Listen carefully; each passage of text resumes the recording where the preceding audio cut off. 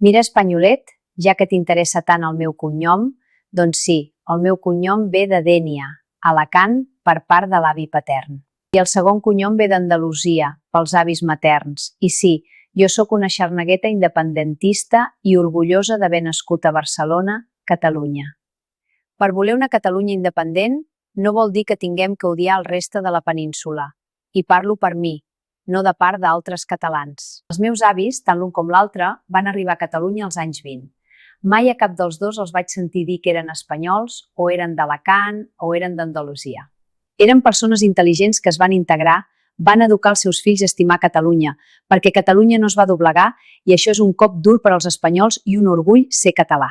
Sí que és veritat que Espanya em causa fàstic i angúnia, perquè s'han deixat enganyar pels castellans qui els ha esborrat la memòria, la identitat, la seva parla i la seva cultura. Els espanyols han estat modelats segons els interessos del poder castellà per construir un estat fort capaç d'imposar-se i d'atacar altres cultures. Doncs a la fi, que és un espanyol, persona educada sense memòria crítica, formada en una identitat artificial basada en la conquesta, la imposició lingüística i la negació a la diversitat cultural. Moltes gràcies a totes les persones que seguiu la iaia Maria. Comenteu, compartiu i doneu suport. Sense vosaltres no seria possible.